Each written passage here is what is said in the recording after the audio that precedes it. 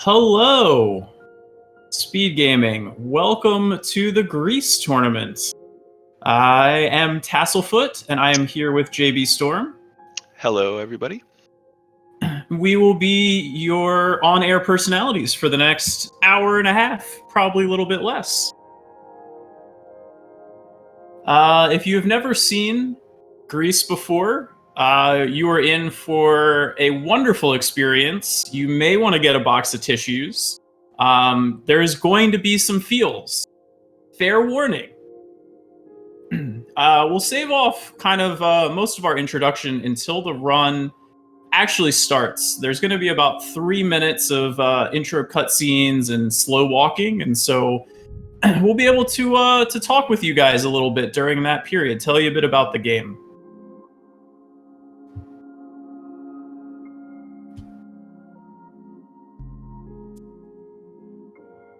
Oh, it looks like they are just about to start. Hey, and they are off. So just a little background about GRIS. GRIS is a artistic platformer, games as art, basically, from about a year ago, just under a year ago, by Spanish developers Nomada Studios. In Spanish, the word gris means gray, and that is pertinent here because GRIS is a game about loss and accepting the death of your mother. That is the journey that we're going to be on here today. And to do that, we're going to travel through the 5 emotions of grief, and each emotion, those being denial, anger, bargaining, depression, and acceptance, are going to be represented by 5 colors: white, red, green, blue, and yellow.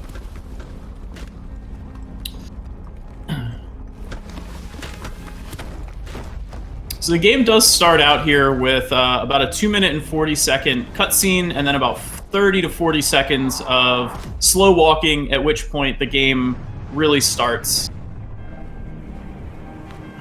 There is also this opening cutscene is technically the first bit of RNG in the game because of how the game processes it, and the load times of the cutscene can be anywhere from 0.05 to 0.2 seconds different between, but typically that doesn't have a major impact on most runs. And to help mitigate that, most runners will play through the opening cinematic once before they start, because that very first time you open the game and load the cutscene is going to be the slowest load that you're going to have, usually by about a quarter of a second. Yeah, and with a game like this, where it's a lot of the setups are very consistent, a lot of the strats are very consistent, so every second really matters, even in an hour-plus run speedrun. Yeah, so this run should be a little under an hour and a half long. Both runners are really, really close in terms of their PBs. I believe Cuddy is at a 127.14. Stoic is at a 127.21. So only 7 seconds difference between the two of them. And if any of you guys tuned into the first race that we had between Nixit and JB here on comms, you'll know that it can get pretty tight. Their race was 1 second at the final time, an hour and 25 minutes in. But congratulations on that PB, JB. Thank you very much. Yeah, that was a super fun race. Couldn't have been happier with the outcome. I knew going in, Nixit had been running it for much longer than me, so it was a lot more consistent about a lot of the things. But so I'm ultimately not surprised he won, but super happy with both of us PBing. And it was an incredibly exciting race from start to finish. At no point were you guys more than 10 seconds apart from each other that entire race. So if that happens again here today, you guys are in for a real treat. All right, and it looks like the race has really officially begun. We've entered kangaroo portion of the run. Only if Aggie was running. But yeah, so runners are going to be bunny hopping throughout the entirety of the race. It's about 3% faster than walking on flat ground, and even more so than walking up an incline like they are both doing right now.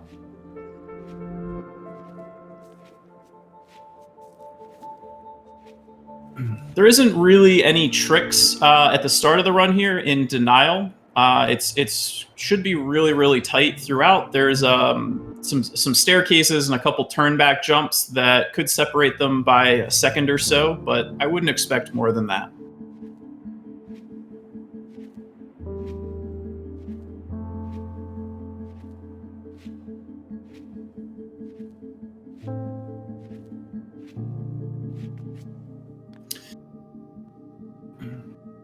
And so those they're grabbing right there is a little star.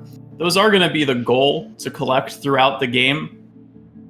After they collect 2 stars in each area, they'll get a power-up. And then in the second half of each area, they will collect a handful more. And it varies the number from area to area. But there are 4 of them in a lot of the areas in the second halves. After which they'll get deposited in a central hub. That was also the first instance of a strat you'll see a lot throughout this run of jumping into cutscenes. So when GRIS enters a cutscene, you lose control and you start to very slowly walk towards wherever the cutscene ultimately ends up happening, as you just saw happen there.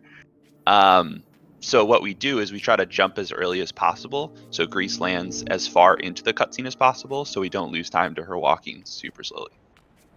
Yeah, and in most cases, that it saves anywhere from a quarter to a half of a second on each one of those jumps into a cutscene. But at the end of Denial here, there's actually going to be one that can save up to 2 seconds, which is the biggest cutscene save. And it looked like there was a small slip up from Cutty on the tower, but both relatively good tower climbs in Denial. And even with the little bobble, the rest of Cutty's tower climb was pretty clean, and he's taken a slight lead. Yeah, I believe also Cutty did manage to jump into that earlier cutscene, and I believe Stoic missed it. So each chapter of GRIS ends with jumping into the hand of a statue of your mother, and so they're going to be doing that right now. Yeah, and so Stoic jumped a little bit earlier than Cutty did, and so therefore had to walk a little bit more in that cutscene. And now you can see Cutty has about a 1.5 second lead, whereas before it was more like a half a second.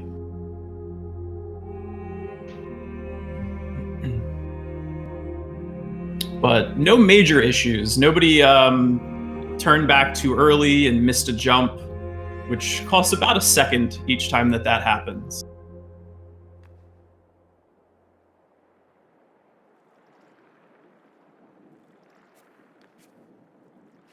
And the giant staircase is coming up. Everybody's favorite. As long as you don't fall in the pit. That pit has claimed many a good runner. Never to be seen again. Both managing to avoid it successfully. Cutty did pause slightly to make sure that he lined it up with a mini jump.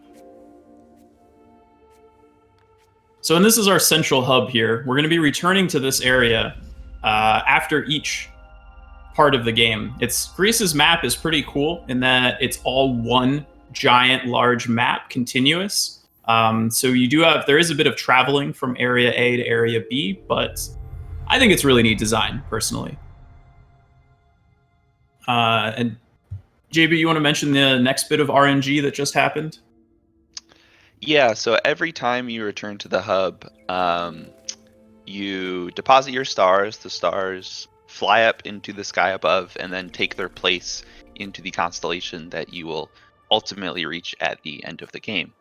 And there is about a quarter to a half a second of RNG in how those stars move and how they ultimately end up moving to those positions, because they're coded into the game are random voids of movement to make the stars look kind of alive and move sporadically and randomly, but ultimately that creates a quarter to half a second of RNG every time you deposit those stars. Which we're going to do 5 times throughout the run. So overall, there's really only about 5 or 6 seconds of RNG throughout the entirety of the run, but in a game where regularly races are determined by 5 or 6 seconds, it can be meaningful.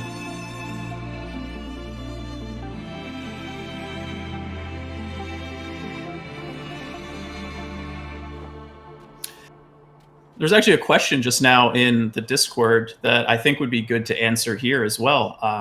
So this is the any % no out of bounds tournament. And so there is an out of bounds category. The out of bounds category, little mistake there from Cutty. He missed the turn back. But so there is an out of bounds skip that is only available on version 1.0 of the game. It does require a down patch in order to do it. But it skips one section of the game, and it saves about 2.5 minutes if you play optimally. Very few runners compete on this category anymore because of the down patch. So no out of bounds is by far the most common category for runners today. It's also a little bit of a jank trick to do the out of bounds clip as well. So I don't think most of today's runners really enjoy trying to do it. Yeah, for me personally, I don't really mind the down patch as much, but having basically the same run and then one annoying trick like 45 to 50 minutes into it is just, it's not as fun. Yeah, it's a blind fall into a hand that's not loaded, and if you don't land properly, it's about a 1 second window to land properly on it, but you can't see it. You soft lock and you lose 2 minutes. See Stoic going for Sandstorm skip practice there. He's showing you about a trick that will be coming up later that will probably be one of the biggest deciders in these runs. That is Sandstorm skip. Tass, I can let you explain that skip a little bit more. Sure. So this Sandstorm section of the game is about 4.5 minutes long, and it used to be super annoying because there's long cycles and you couldn't skip any of them. But one of the other runners in this game, Skylar, he found a trick that allows you to get more distance in these cycles, which eventually allows you to skip the second to last Sandstorm cycle if you do everything like really optimally. It's going to start after they grab this star here, and after the Sandstorm that's going to start. Every piece of movement that they do is going to matter. But the biggest trick is what we've dubbed the Skylar shimmy. And to do this, it's a Sandstorm that pushes you left instead of right. So you're able to get more distance using the Sandstorm to your advantage. So the runners here, they're going to do momentum jumps. They both got them there, looking good. Both of them had good entry onto the ramp at the beginning and good jumps. They're both in position to hit it. Yeah, and so they're going to grab there's going to be a Sandstorm, then they're going to grab a star, and then in the next Sandstorm, they're going to try to pull off 3 shimmies in a row if they can. And to do a shimmy, you're going to jump in the air, hold left. Before landing, hold right. While still holding right, you're going to jump. And then as soon as you jump, you're going to hold left again. And then you're going to repeat that 3 times. If you are not holding right while on the ground during a Sandstorm, you will be instantly rolled up and pushed backwards, which is not good.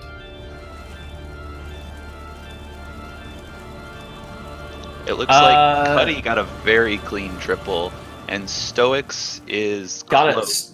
Stoic got a double, and it looks like he should be able to make the skip partially if his movement here is still good. So you'll be able to tell what they got depending upon where they get on this Sandstorm. They make it to the middle platform, it's a partial. Cutty made it all the way to the top, so that's a full skip for Cutty, and a partial skip for Stoic. Now there is still one final piece to being able to skip the cycle, and that's the jump out of our giant rock friend here. But assuming that they both make it, Cutty is going to save 15 seconds over casual, and Stoic is going to save 13 seconds over casual. So, Cutty should increase his lead by another 2 seconds.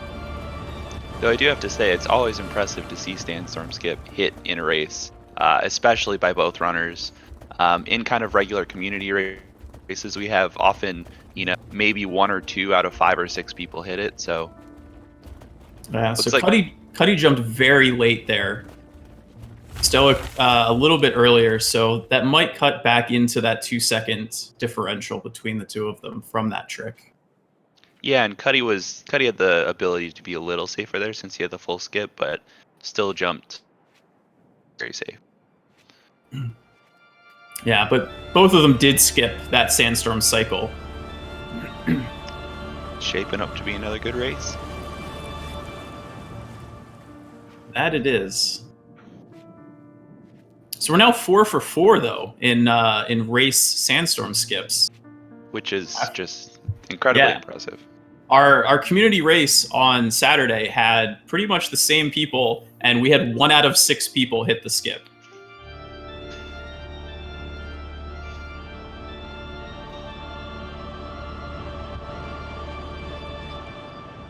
So we're getting our first power up here.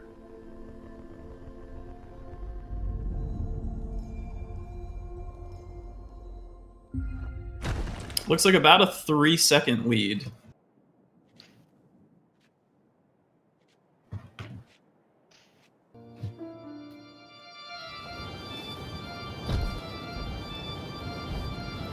This section here is pretty much a tutorial showing how to use this angry, heavy power-up. Looks like Stoic heavied a little early into it, and we'll maybe lose another second or two having to take a little extra time doing that slow heavy walk.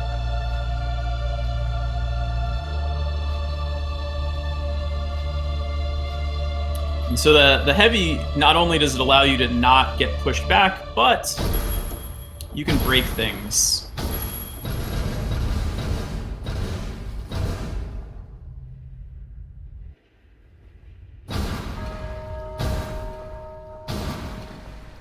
Cutty's heavies look very good. They're very fast, and he's hit everyone so far. Yeah, the tendency is to go too quickly, like right there from Cutty. You know, since we are speedrunners, we like to go fast. But if you go too quickly to try to re-jump in heavy out of your previous one or out of falling, it just won't work. Like, and that's what happened to Cutty on his first one of that third set. It's very frustrating when that happens.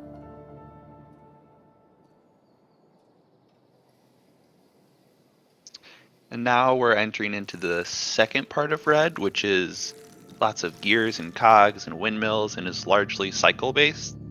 There are 2 major clocks that dictate these sections of the game. So everything is going to be about hitting cycles. There's sections where your movement can be not as perfect, but as long as you hit the cycle, it's the same difference. And in contract, small slip-ups causing you to lose a cycle can be very bad. Yeah, so both players made first cycle windmill there, which can definitely be tricky. Most of the cycles here are 6 seconds each. So if you screw something up, usually you're losing 6 seconds. However, as JB mentioned, there's one cycle in particular that's incredibly tight, and it's global to this area. It's very easy to lose about a second in your movement, and you wind up missing this cycle later on, which loses you like 6 or 7 seconds, and then that causes you to miss another cycle that loses you another couple seconds. So it definitely can snowball here. And that was our last bit of RNG right there, our little guy Lenny. Not our last bit of RNG, but... Well, last bit of RNG we need to explain, because there still will be stars. Oh, wait. Excuse me. I've blocked something out of my mind. Tess is having flashbacks. Don't worry, we'll get there. Yeah. But so left side versus right side Lenny there is about a 1 second difference. And so Stoic had better Lenny position than Cutty did, which allowed him to jump more fluidly up to that first pressure plate. Yeah, it looks like both of them hit the cycle okay. And then again in this left section, it's one of those sections where you have to have good movement, but slightly better movement doesn't make a difference because you're going to be bound by the cycle back in the middle anyway. you'll see both players are going to have to wait here to go back to the right. Yeah, I wish there was a way that we could save a cycle on that seesaw, but there isn't.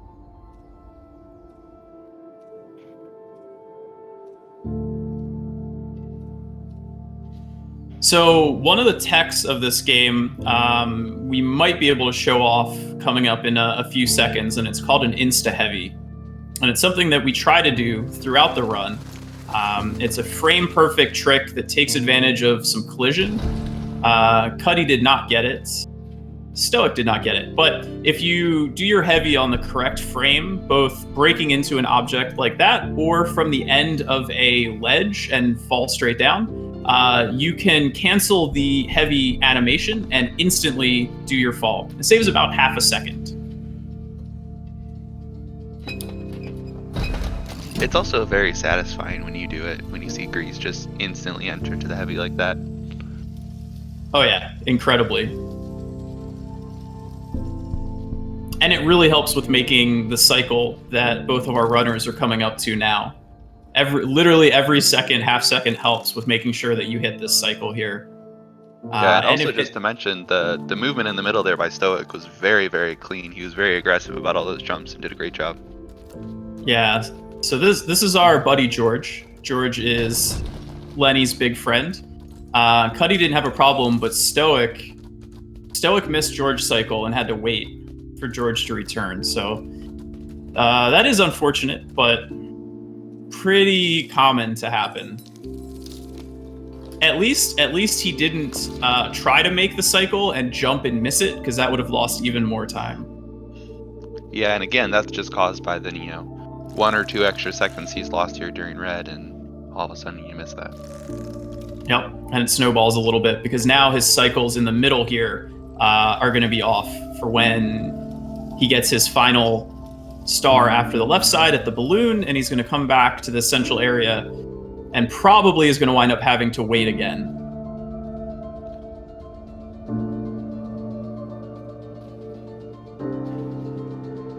Did Cutty just get a bad zip there? I think he might have. It almost looked like he got caught on that stair a little bit, but he did also get a bad zip in the middle section. Which zips I think are something we can explain maybe here if the runners hit. There's a big nice zip right here. No, Cutty didn't get it though. Cutty did not hit it. I mean, we can explain zips anyway. Stoic didn't get it either. But so, if a diagonal line of the environment, so Cutty made his cycle right there. Little odd movement of hitting it, but still got it. Whereas, as I mentioned, Stoic had to wait. So zip is if GRIS's neck gets bisected by a line or a platform that's at a diagonal. She doesn't like getting her head cut off. Who does? Probably nobody. And as a result, it pushes her in the downward direction of that bisected line. So a good zip would be if you're going in the same direction that it's pointing downward in, which we do try to do in a number of places. It saves a few frames. But if you go up against the grain, like Cutty did on those stairs, you get a bad zip and it pushes you backward. There's also on this Ferris wheel here on the section Stoic just got past, there is a chance you can zip along one of those diagonal platforms there, and it can actually zip you completely off of the Ferris wheel. That's happened to a number of runners, unfortunately. Yeah, that one's really bad. So, and neither of them got the insta-heavy there. Cutty was late and Stoic was early. But we are finishing up red now.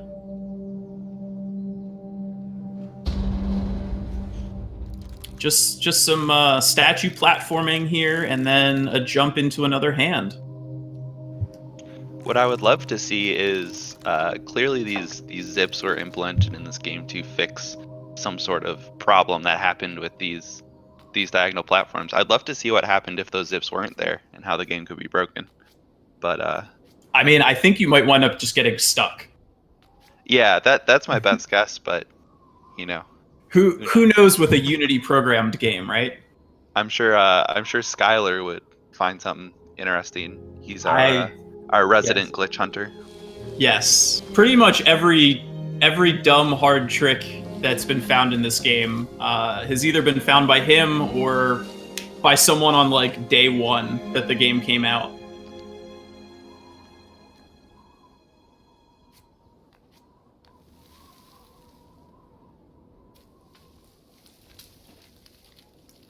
So it looks like about a 11 to 12 second lead for Cutty right now. And it looks like they're both. It looks like Cutty's still on relatively good pace. It looked like about a 23:54 ish, I believe, was his split for that, which is pretty competitive. Yeah, anything sub 24 is really nice.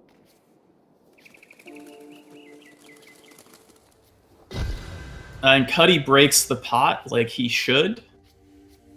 Team green pot. Yes, you do have a biased commentary team here. We are both team break the pot first. So yeah, so that pot, we don't, obviously it wasn't used right there. It gets used in about 40 minutes to take us to the final area of the game. But most runners do break that pot here as opposed to when it's actually needed. As far as we know, it doesn't save or lose any time one way or the other. It's just personal preference. But it does cause some minor fake time save or time loss. It's about a 1.5 second action.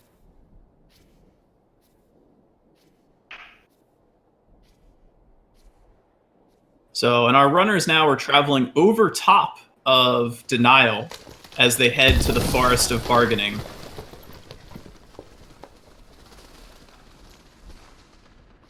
This is one of the most straightforward, just jump and hold left sections to the game, but somehow I always manage to miss some of these jumps, so. You should note that you're able to buffer your jumps. Ooh, there you go. There was an insta-heavy from Cutty. That was a very good insta. Yeah, that was not a partial. That was a full insta right there. When you walk off the ledge, and that was a partial from Stoic. So if you walk off the ledge a frame or two early, you can save part of the heavy animation. But Cutty hit it frame perfect and got the full insta. And also a bit of a kind of behind the scenes look at the game. Whereas the game does give the illusion of being a continuous map, and it is all one continuous map. There are some parts where the game does teleport you around a bit instead of making you run super long distances to try to get to all the sections of the game. So in that instance, after that insta-heavy where they fall through that cloud, you are actually teleported a significant distance further to the left to get into this section.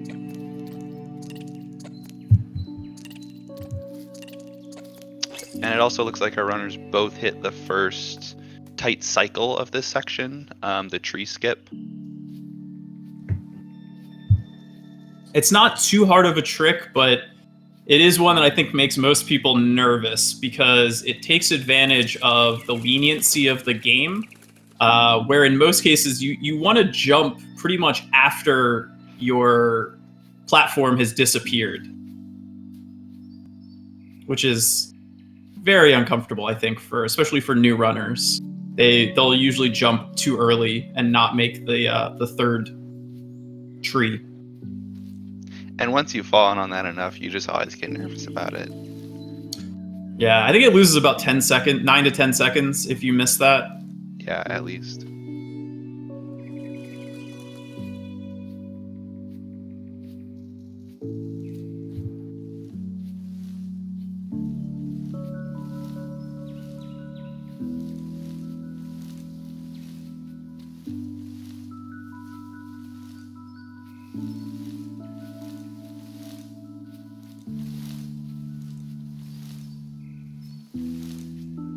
And overall, this section is generally pretty consistent. You're unlikely to see too many mistakes or too much significant time loss, other than that one trick at the beginning that we mentioned. The most significant parts of this split being some precise movement in a section towards the end we call the underground, and some RNG coming up that, Tass might like to explain. Would I like to explain that? Oh boy. So yeah, you got in that last cutscene that both of our runners just had. There's a little creature that came about, and we'll see him again very soon. That's Macaroni. Macaroni is right there. Macaroni likes apples. This section is called bargaining, and so we bargain with Macaroni apples for opening doorways. To me, that's called bribery, but you know, tomato, tomato, apple to apple. Anyway, about the RNG, just like with stars, that the game is hard coded to have them.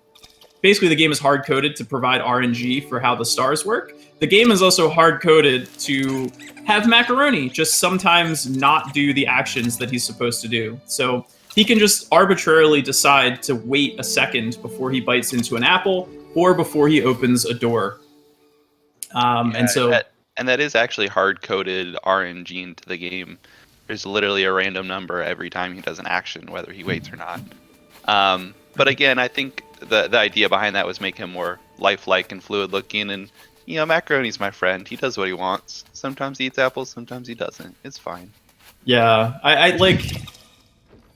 It's just the problem is that it's just not RNG that any person would ever notice ever.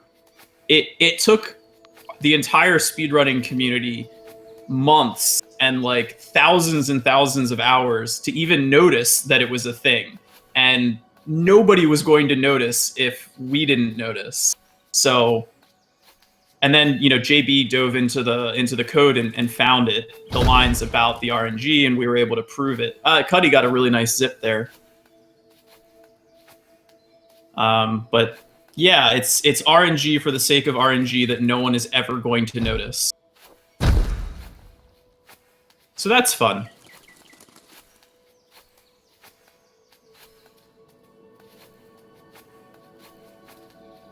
Gotta love Macaroni. Oh yeah, and so we call him Macaroni. None of the game has no text, no deaths, but we gave characters names. I dubbed this little guy Macaroni because of the feathers that are in his head.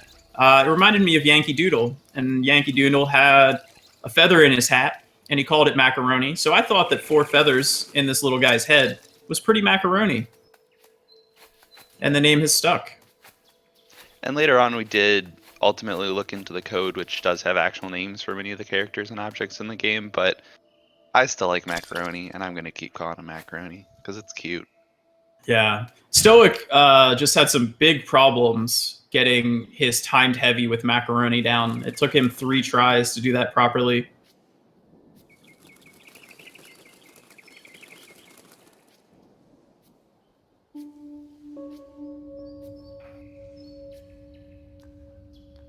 Cuddy is approaching the 2 areas where he's going to be grabbing his stars to get his power up.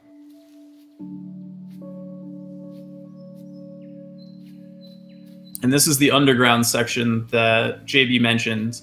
It doesn't look like you would be able to really lose much time here, but things like that Cuddy just had are secret time losses, and you can pretty easily lose 4 or 5 seconds in this section if you're not doing things properly.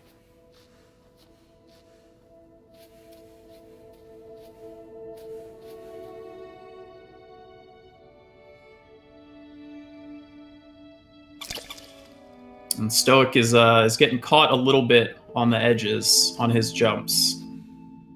Cuddy did as well.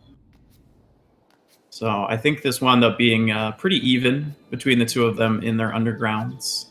Yeah, small problems, no major misjumps, but pretty similar.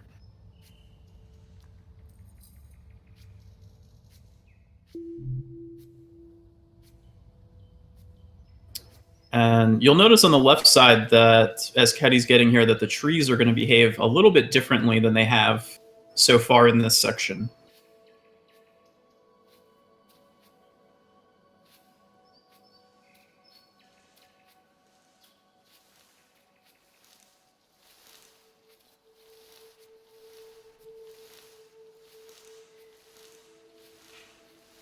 Yeah, so these red trees alternate every time that you jump.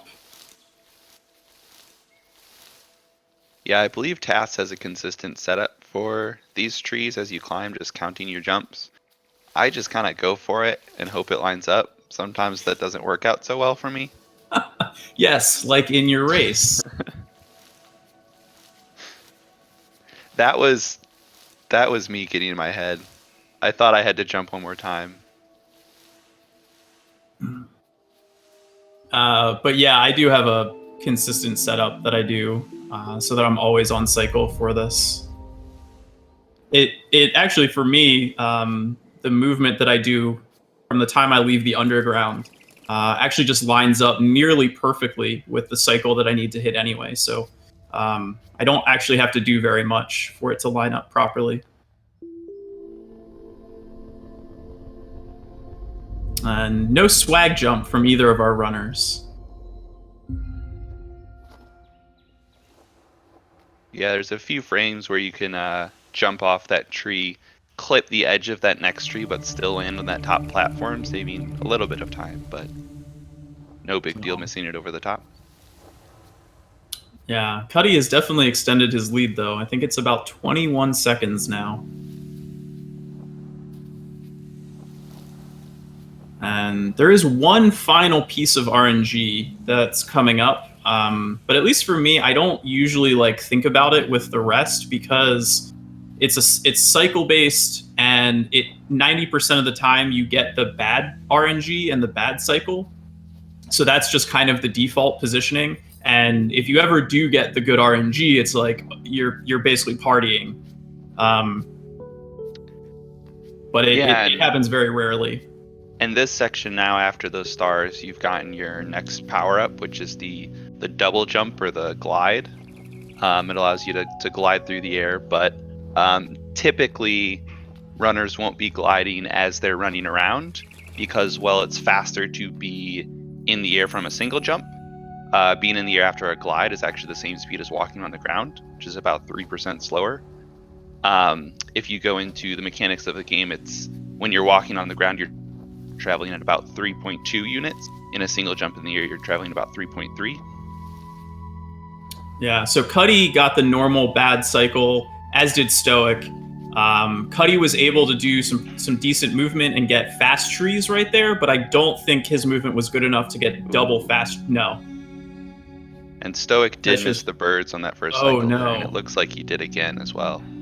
Yeah, so Stoic's missing an entire cycle, which is 6 seconds there. Let's see if he can make 3 of it back, though, if he can get double fast trees here. He did get a very clean jump through that when he did. Yeah, his movement looks like he should be able to get double fast trees here. Easily got the single. But the double second is very tight. We'll see if he even goes. He went for it, but hesitated and rightly went back. So yeah, so both of them got the same single trees, but not the double. Yeah, that's another one of those sections that, you just get nervous if you're not going to hit it and start moving weird. And it's a big time loss if you miss it because you fall down and you have to hop your way all the way around, and then you're off cycle when you get back up and have to wait.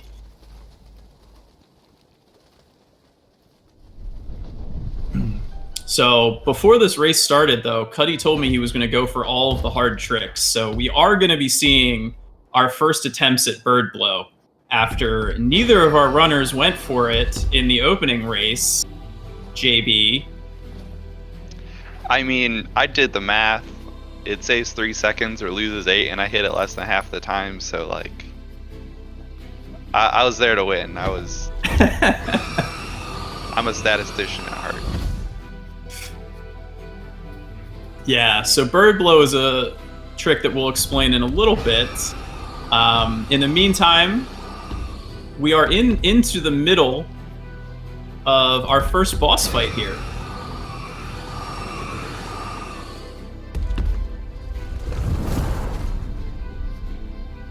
It's probably unlike any boss fight that you guys have seen before. Really nice jump cancel there from Cuddy.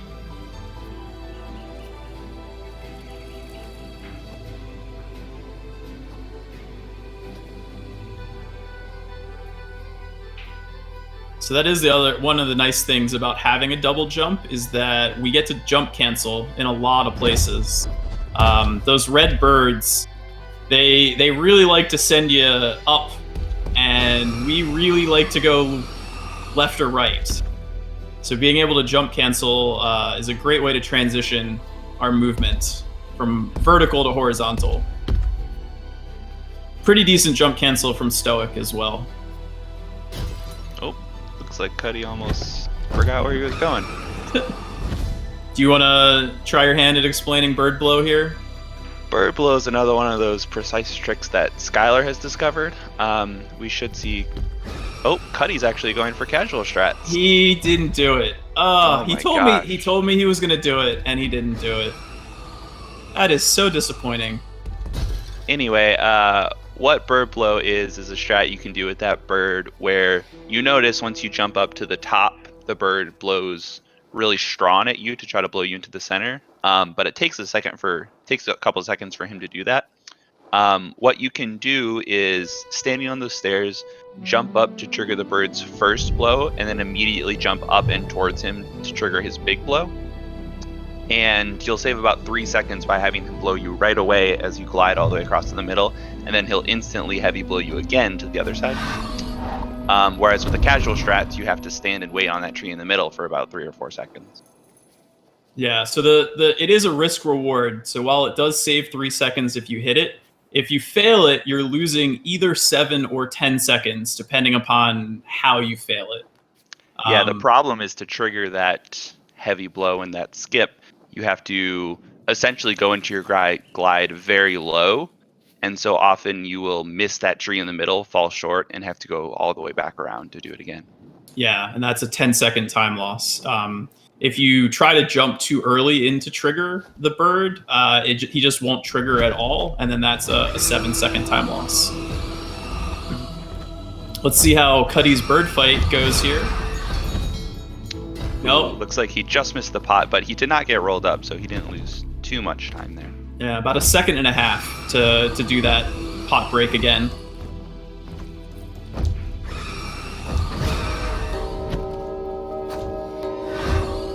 And not terrible, not the best on the top part of that bird fight either. Again, he didn't get blown off, and so it always could be worse. Yeah, his movement at the top was relatively conservative, but didn't hit the fastest version of the strat. Oh. Ooh, it looks like Stoic did not quite heavy there, and so was blown all the way back to the middle by the bird, which is significant time loss. Yeah, at least he did still trigger the bird to transition to the top.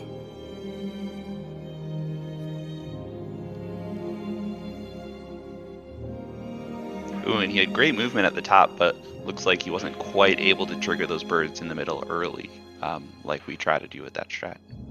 Yeah, it was overall was a pretty better top part for Stoic, but a better bottom part for Cutty. And now that is the conclusion of bargaining. So we are officially halfway through the game.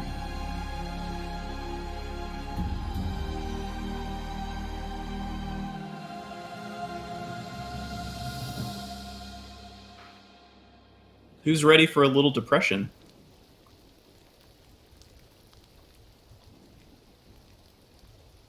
It's one way to put it, I guess. It looks like, also for kind of perspective, it looks like Cutty is still also on relatively good pace. Even with some of the mistakes he's made, this is still a good run for him. I would expect he is on PB pace. And he did get the fast glide out of that tower, which is a 1.5 second time save and harder than you would think because it's a blind jump input.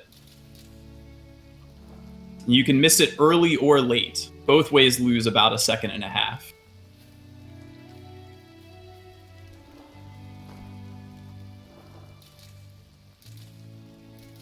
And this first part, the backtrack here is traversing back through the first half of green that we went through about 15 minutes ago. So the second major skip that we go for in this section, I guess if you even want to use the word skip, strat, is the memento skip. So there's a route that goes over the top of this section that you might be able to see with those water trees and birds that goes to this memento. And early in those trees, you can actually get a jump onto that route in the very first cycle and climb over the top, which avoids you having to climb up an awkward ledge and wall and saves about half a second. It looks like Cutty didn't hit it. We can see if Stoic goes for it here. He does, and Stoic does hit it. Ooh. Although he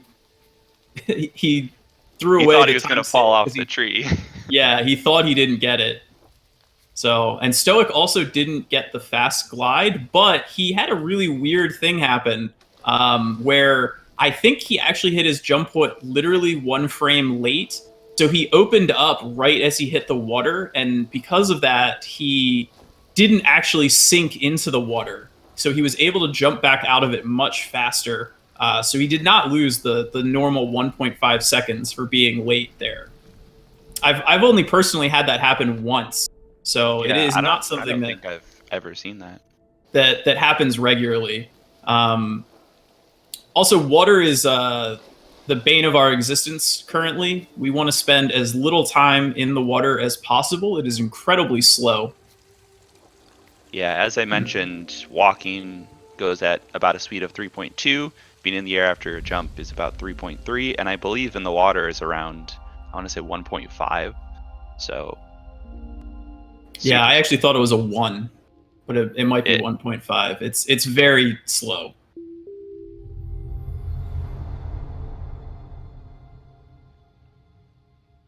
And you'll also see every time they re-enter the water here that they're doing a glide into the water. That is because if you're not gliding and you do a full fall into the water, GRIS will sink way down into the water and spend a bunch of time just swimming back to the top. Yeah, which is basically what happened for Stoic out of his tower fall. Is he managed to get the glide entry instead of the normal fall entry.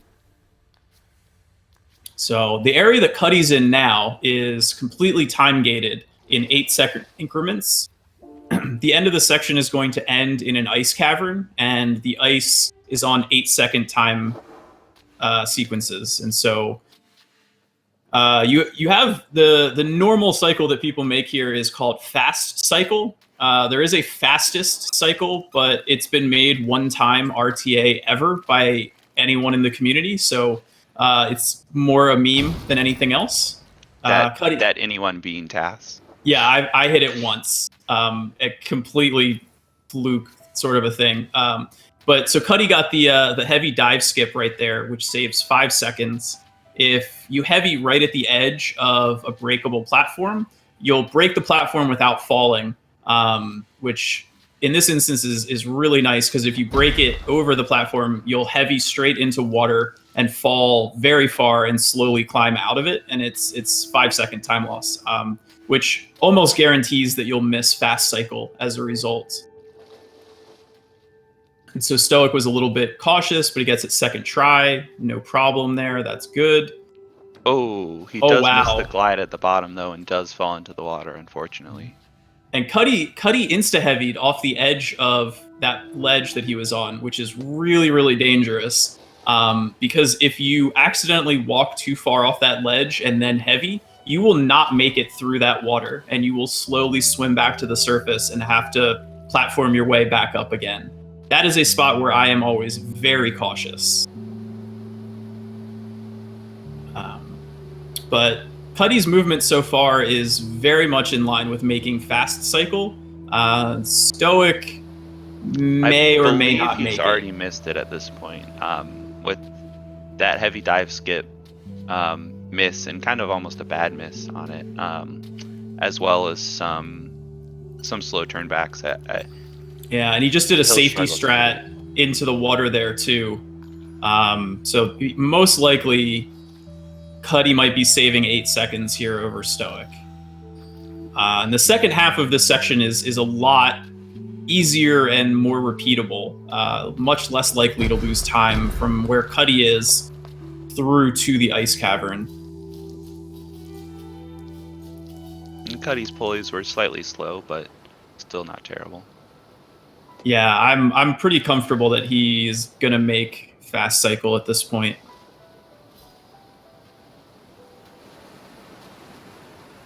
I hope Stoic makes it. We'll see how his mushrooms go. Oh, he went top route on mushrooms too, which also loses a little bit of time. I'm not sure I even knew you could go that way. Yeah, and then he didn't get the fast mushroom strat up as well, and so yeah, I don't think Cutty is making fast cycle at this point, unfortunately. Stoic, rather. Stoic, yes. Sorry.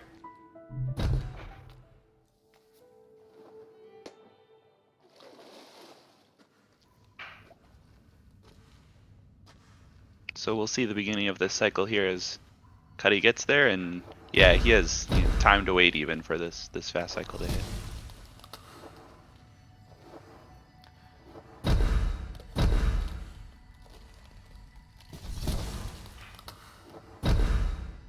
This is the puzzle part of the game as well.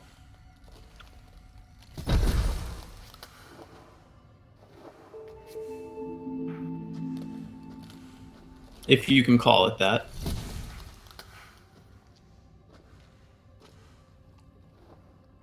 A fair amount of the game is a puzzle in some sense, at least on your first playthrough, but that's really more of just, am I going in the correct direction or not? Which I would think we would call exploration.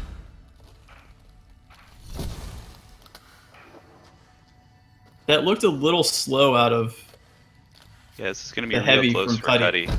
Oh, He does make it though. Yeah, no problem. So that 2 cycle there is definitely harder than it looks. If you went out and tried it right now, you would almost certainly miss it. Oh, it looks like Stoic missed a heavy there. That is very odd. I didn't quite see what happened, but I saw GRIS was frozen and not in heavy. Yeah, I saw the aftermath. That was possibly because he tried to exit it early, which isn't really something you should be trying to do on that side. It's super risky, and because of the way the cycles line up, it doesn't really save any time. It doesn't save any time at all. And in fact, if you try to do it on the top ice block, GRIS will actually not have collision, and you'll just jump straight through her again. So you don't want to leave early on the left side at all, ever. Oh no. Ooh. He had a great quick exit from the heavy earlier. Yeah. But he just unfortunately made an awkward jump and had to glide, and it didn't line up. Yeah, that's unfortunate.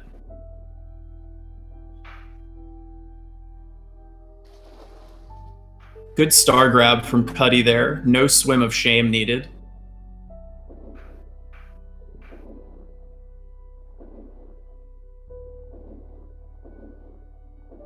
Oop. Slips up on one of the corners there, but gets a decent water exit into this second lower section here. Yeah, and as Tass was mentioning earlier, this is the no out of bounds category.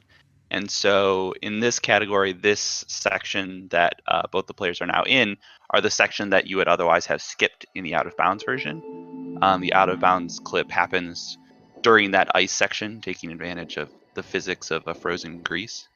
But this is a very fun section of the game, and I think Tass would reiterate that. Yeah, this is I don't know. I have a lot of favorite parts, but I really like the underwater movement and being able to swim. And also the fact that water movement went from being the slowest to now the fastest mode of travel in the game. Normal swimming is now a 5 movement speed, and when you get your dive, which is every couple of seconds, it boosts up to a 14. And so some of those black backgrounds that GRIS is swimming around and sometimes through, is a bit of a trial and error, because some of them have collision and some of them don't. So, like, you kind of can't always tell which ones you can take super tightly or how tightly you can take them, because sometimes there's a wall there and sometimes there isn't.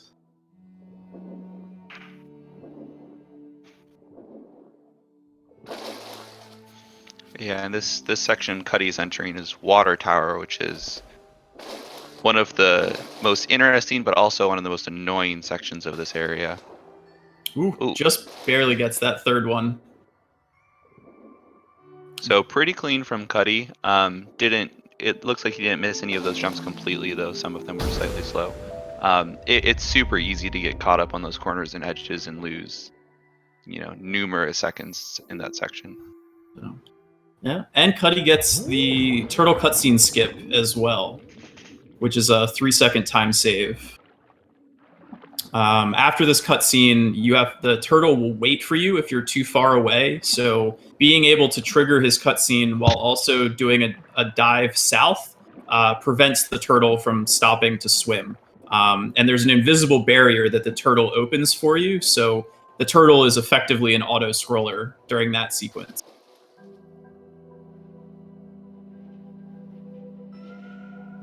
So, and Cutty, another one of our friends in the game, Turtle, that we're being introduced to.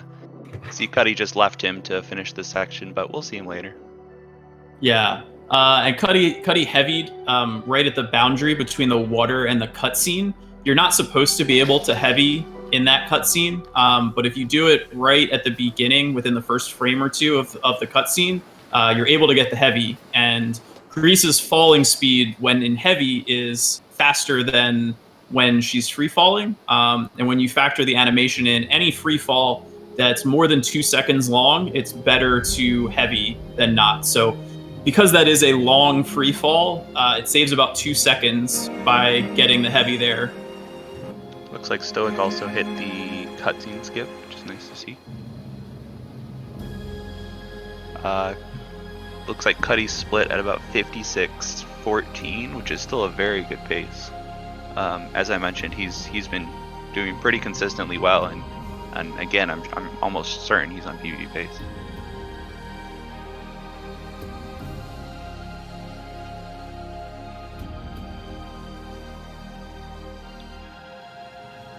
And this is also, this cutscene that Cutty is in right now is also where you end up after that out of bounds skip. If you do it, you skip through in the ice caverns, do a bunch of out of bound movements, and then fall into this hand to trigger this cutscene. Yeah, it appears Cutty's 30 seconds ahead of his PB right now, which is pretty awesome. Looks like he's over a full minute ahead right now. We're coming into our second and final boss fight.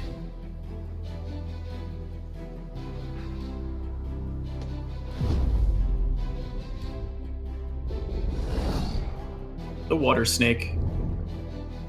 Which is definitely an eel. Isn't an eel a water snake? No. I think it is. Because a water snake is an actual thing, and it's a snake. But yeah, so this fight has always been interesting to us speedrunners because it's essentially an auto-scroller, except not really. So we're pretty sure at this point it doesn't advantage you to change direction at all or move. The game essentially just auto-scrolls you to the right. And we also believe it's faster to continue to mash dive as you're going. It's also faster to avoid getting bitten by the eel. Which you'll notice when he opens his mouth wide, he does a fake half bite, and then if you dive after that, you're able to skip being bitten and rolled up, even though you don't actually get bitten or eaten in this game. And there has been some rare instances where we've been able to skip one of the bites, but nobody's been able to consistently reproduce that. So that likely would save an additional second or two, as when the eel goes to bite, it sucks you back in a little bit, slowing you down. And in between, we have a little respite between the first and second parts of the water snake fight, which is this dark tunnel that you basically just have to memorize where to go. But thankfully, the walls are pretty narrow, and so even if you're lost, you can kind of find your way without losing too much time. Yeah, the walls tend to just kind of bonk you in the right direction at some point, so.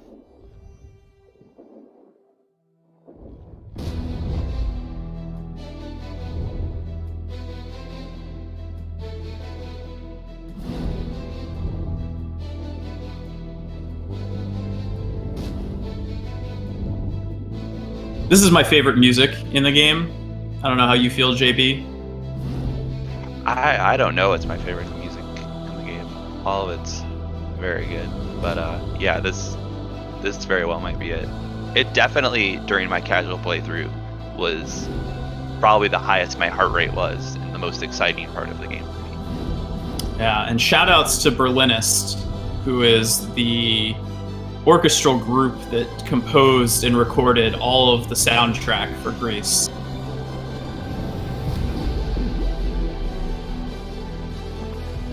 What up, Turtle? So Turtle is the hero. Turtle comes to save the day again. Thank you, Turtle.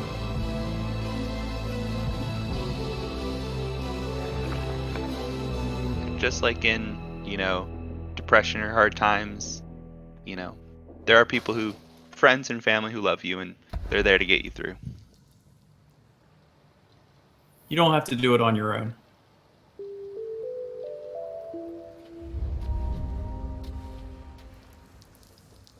So now that we've collected all of our blue stars, we have another little backtrack up to the hub again.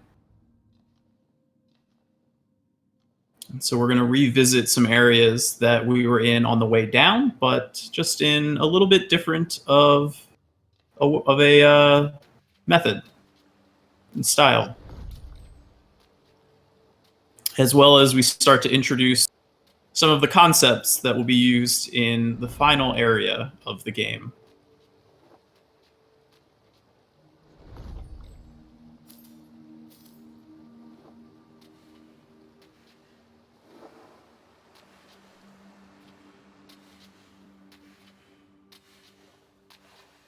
Yeah, and the final area of this game is certainly the one, for me at least, that I think is the best looking and the most beautiful, which you start to get a hint of here with these lights and kind of contrasting colors. Yeah, for sure. All right, is Cuddy going to go for YOLO jump, though? Yes. Oh, no, and he missed it. So that is YOLO jump. What you're supposed to do is land onto that central platform. Even that was a little dicey, and jump over. However, if you line yourself up just correctly, you can dive out of the water at an angle and then glide straight over to that left side platform, which saves 1 second, but loses you 15 if you mess it up, like Cuddy just did, unfortunately. So that is why it is our YOLO jump. Yeah, and it looks like it's gone to Cuddy's head a little bit. He almost forgot which direction he was going, and just needs to refocus for this final section, where the most precise and the most fluid movement in the game is in the area where it's certainly the easiest to lose time. Yeah, see, he forgot where he was again, and did not get a good exit from the water there either. But hopefully he can back it up. Since he's still in the water now, he should be able to dive out after the cutscene. I've had to do that as a backup a few times. Hey! Nice YOLO jump from Stoic. Yeah, that was a very good YOLO jump. I almost thought he did his glide too early. and I wasn't 100% sure he was going to make it because he did it so high up. But yeah, well executed. And so Cutty did. He got a dive out of the water there after the cutscene to mitigate. And also there you saw Cutty jump up into the final section of the game with those birds from the pot we but broke all the way back in green. Team green, baby. So this final area of acceptance, there's one cycle in the entire area that it's about 16 minute long section. Otherwise, it's just movement the entire way. There's no cycles to save you if you lose a little bit of time, and it has the most precise and difficult platforming in the whole game as well. So if you're gonna lose time due to movement, this is where it's gonna be. Yeah, and it's movement in, you know, all two directions, every which way, upside down, using all of the mechanics you've learned so far in the game. So it's certainly, for me at least, was always where I was losing a lot of time, and is often where these runs can be decided.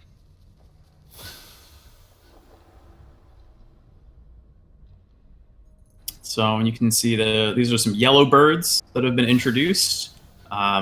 Everything that's yellow is either going to be time sensitive and disappear, or is going to be activated by proximity and then disappear.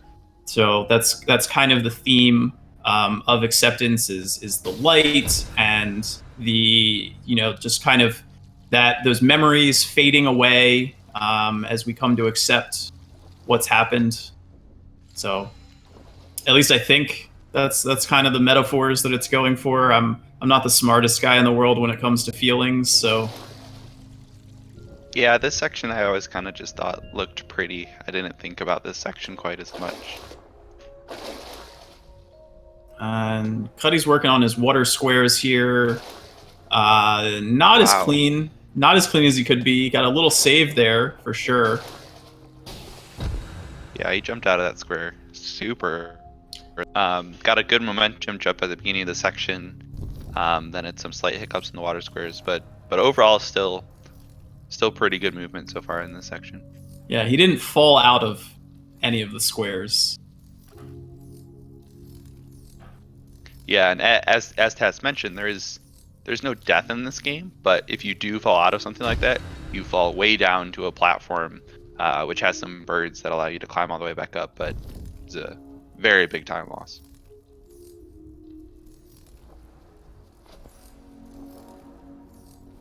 It's virtually death in speedrunning terms.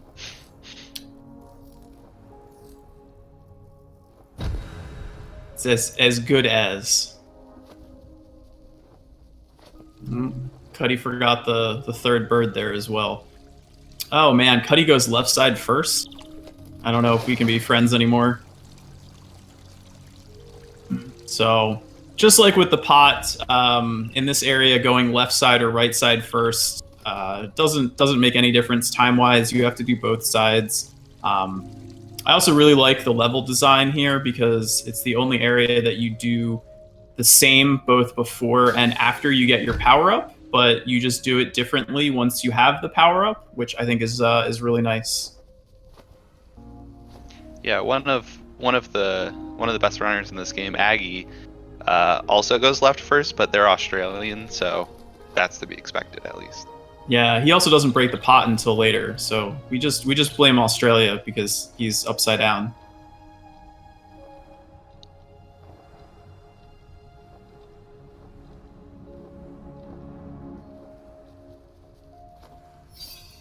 Some good jumps from Cuddy. Those can be frustrating if you try to go too fast there and don't get the height that you need. Or if you also what you saw both runners do in that first section is just another example of one of these precise movement optimizations is jumping into the water as you go by to then get a dive out, just because water movement is so fast in this section. Oh yeah, so I was going to say also that, you know, Cuddy didn't have any turnbacks where he wound up missing the platform, so but he did just there, and so that's a situation, and throughout this section of the game, in that you do have to have both of your feet like fully past a platform in order to land on it. Otherwise, you'll just kind of fall back through it. Which is why some of the jumps that you see might look like they're not quite as optimal as maybe you think they should be, but if the runners tried to cut them thinner, they wouldn't actually make it onto the next platform they're trying to get to.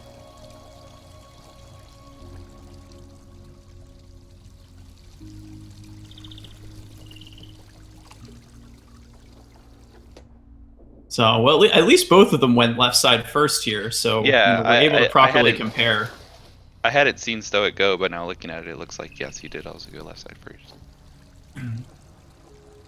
Much harder to commentate if one person is left side and one person is right side.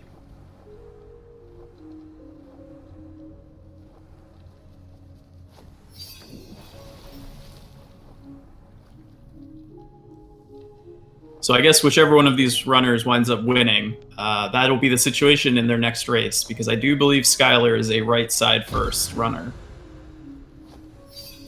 And the winner of this race will be facing Skylar. Yeah, so this section of movement that Cutty's just entered into is super fun, in my opinion. It's, you go upside down to right side up multiple times, jumping back and forth, doing heavies through platforms, getting birds. Yeah. It's very satisfying when you get correctly. It is very precise series of movements, and it is so satisfying to nail it. Oh no, Cutty went into the wall and didn't cross over. He has to re-grab the birds and got it second try. Yeah, and you also always have to be careful in those sections when you get the birds in the water. As soon as you leave the water, those birds are active and will disappear. So if you skip outside of the water just for a little bit in that section, you will lose the birds and have to go back and get them again. Yeah, water birds and air birds, they don't mix. It looks like Cutty's now just gotten the final power-up of the game. Sane, GRIS finally has her voice back. Oh no, he goes right side first on the afterwards? He's not even consistent about it. This is just blasphemy. Oh my goodness. What is happening here? I mean, at least I can follow a runner that goes right side first, though. So, like, this is how it should be.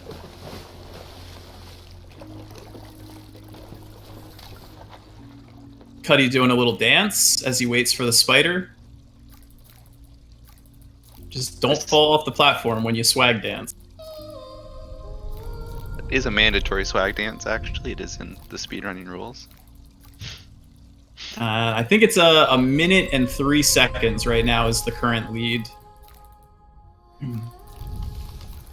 That will be difficult to catch up on. But maybe Cutty will miss no cycle attempt a couple of times and Stoic will hit it. Could happen. Cutty did say he was going to try no cycle, which is the one cycle in this section of the game that I mentioned a little bit ago. And Cutty is coming up on it. They both go right side first here.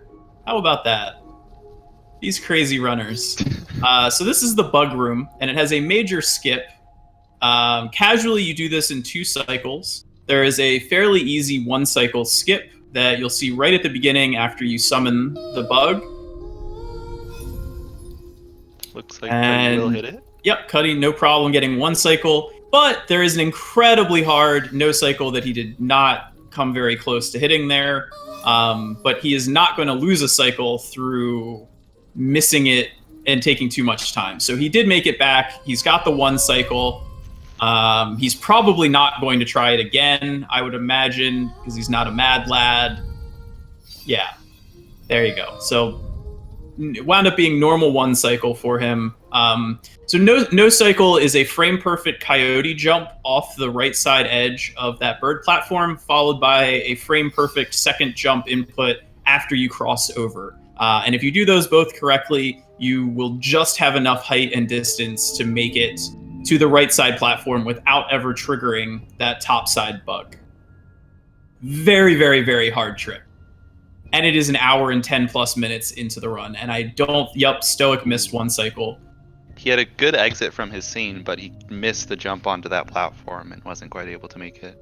Yeah, and he's not even going to try for no cycle to try to redeem some of it. So the cycles in this room are 10 seconds for one full cycle. So you save 10 seconds if you hit one cycle, and then you save an additional about 22 seconds if you hit no cycle. For the 2 full cycles that you wind up skipping, followed by a part of that final 5-second upward trend there. But since you can one cycle jump before you reach the top of the platform, it's only 22 to 23 seconds as opposed to the full 25. And Cuddy did not do the new route there on that left side travel either. That saves about a second. Oh, looks like he also isn't getting the good jump out of those birds. In that section with the birds, if you trigger the birds far enough to the right, you're actually able to jump completely over that tower that he just jumped past, and I think save maybe a second. I'm not exactly sure how much time the bonk versus no bonk saves. At most a second, but it might even be less than that.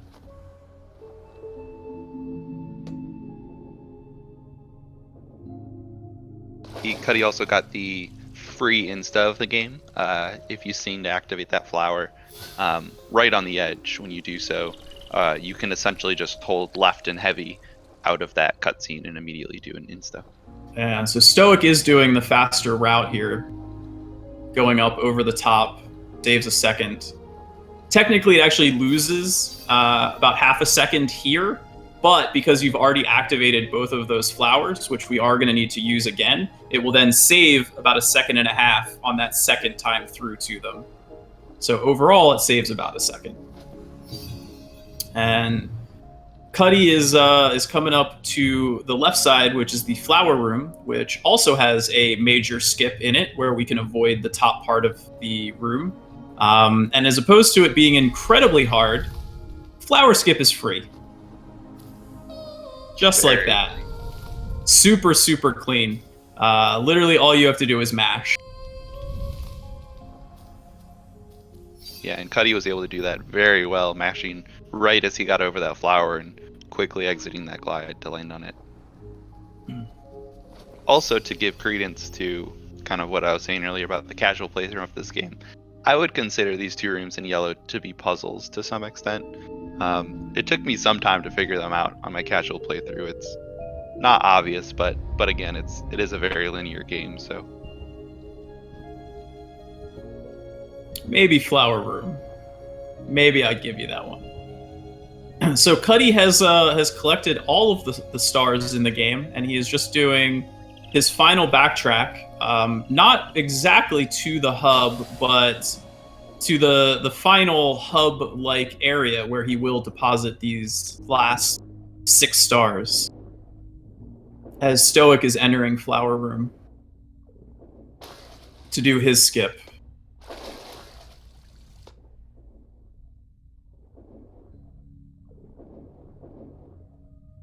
It was not quite as clean as Cuddy's, but still no problem making the skip.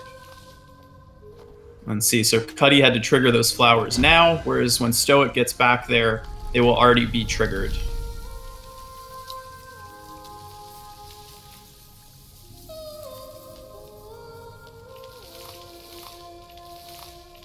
And once again, I mean, as I've already said multiple times, now this section is just beautiful, especially these final cutscenes here. Yeah, so as we enter the final part of the game, these last 7 minutes or so is going to be about 5 minutes of cutscenes and about 2 minutes of fairly straightforward platforming. But you don't want to miss these final cutscenes because They are right chock full of feels.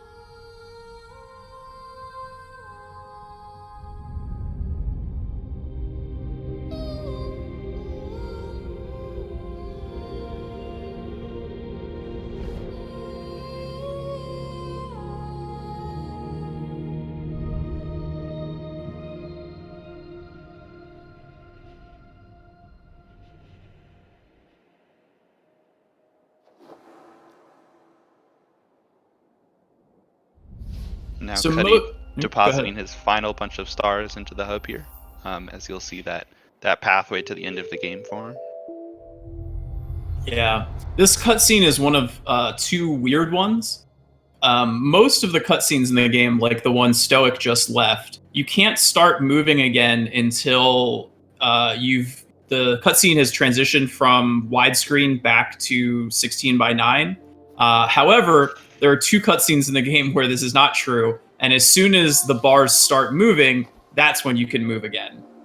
Why that's the case, who knows? But that one there and one of the cutscenes with Macaroni are the two in the game where you can start moving early. And it's very odd and confusing, I think, probably to new runners. Yeah, I believe even when I looked through the code of this game, I was looking for that and didn't really find anything, so. There are a handful of kind of just small inconsistencies like that. The hitbox sizes appear to be like manually set from object to object. Things like birds don't always have consistent hitboxes between them. Pots have very wildly differing sizes of hitboxes between individual pots. It's lots of little tiny things that if you're looking to optimize this game that you kind of just wind up having to memorize what's different from what. A lot of it gives the sense that during QA of the game there were some of the players were like, oh, it's frustrating to miss X, Y, and Z, and instead of changing things uniformly, they just went and moved individual hitboxes in various areas. I don't know if that's the case, but kind of what it seems like to me. That would not surprise me if that was the case. I can certainly imagine a dev team doing that. It doesn't really explain the cutscenes, but who knows? So, and Cuddy is as Stoic's getting his cutscene here. Cuddy is about to get out into his first platforming section. Our world has fallen apart and crumbled after we thought we put everything together. But we can fix it. You definitely can fall here if you aren't fully paying attention and trying to go too fast. Oh, he falls in that little crevice, though. Loses about a second.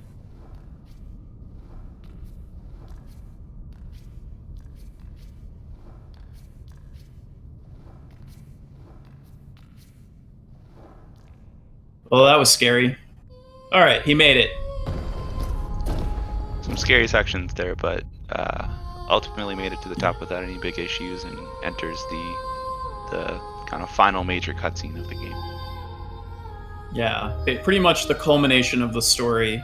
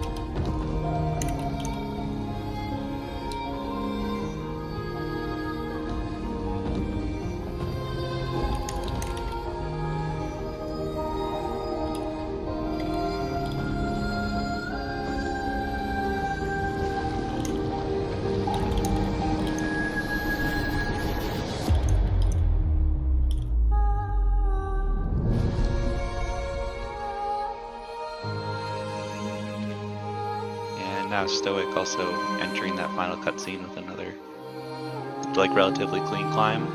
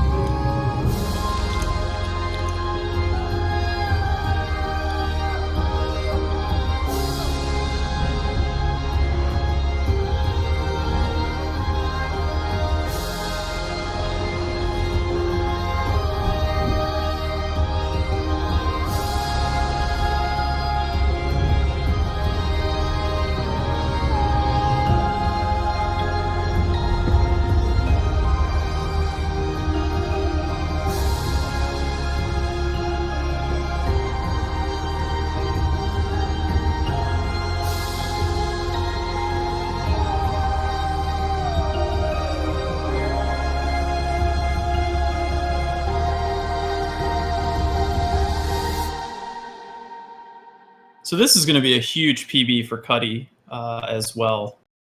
He's going to be really close to getting a high 25 here. This section takes about a minute at the end. He's going to be very high 25 or low 26, which is going to be easily a 1 minute or more PB for him here.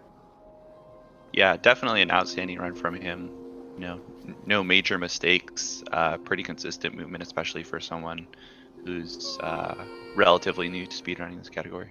Yeah, Cutty's only been running the game for a couple of weeks.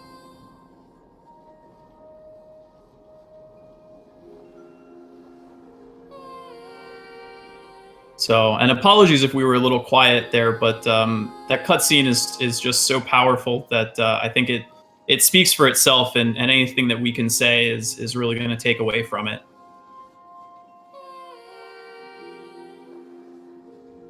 Not quite a 125. You'll see Cutty make his final cutscene jump here at the end, and time will happen as we go to black. Wow, so that's a minute and 10-second PB for Cutty. So like Stoic's run wasn't even bad, honestly. Cutty just had a hell of a run right here. Yeah, absolutely. Definitely credit to both the runners. Great run, especially both of them hitting Sandstorm Skip. You know, that's something that you won't see very often. And great job.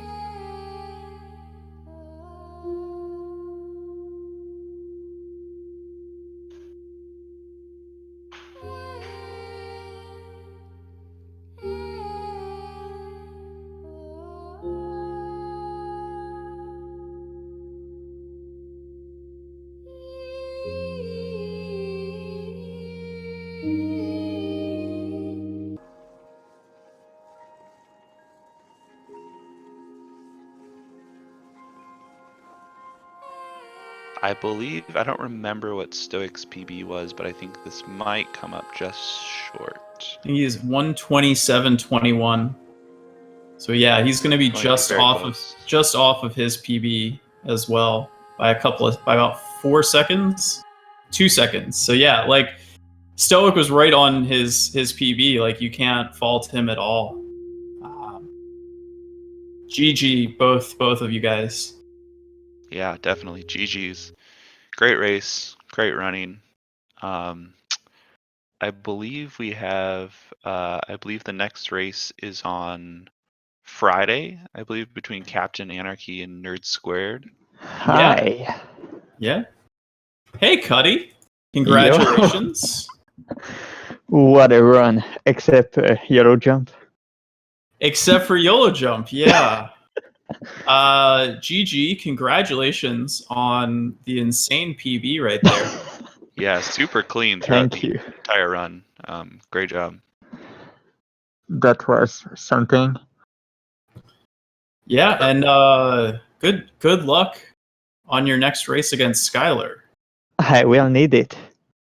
Yeah. Any other thoughts about stuff? What were you thinking as you were progressing through? I took a look, saw you were 30 plus seconds ahead in the middle of blue. So Yeah, well, I was thinking well, what if I fail yellow jump for the first time on stream? And then it happened. So I stopped thinking after that, and I just continued playing. Yeah, it was a great race from both you, and Stoic was only 2 seconds off of his PB. So, you know, Yeah, congrats to him too. Yeah, nothing but a great race from both of you guys. And yeah, our as JB was saying, our next scheduled race in the tournament will be a first round match between Captain Anarchy and Nerd Squared. That will be Friday evening at 6 p.m. Eastern. And JB and I will both be on the comms for that match as well.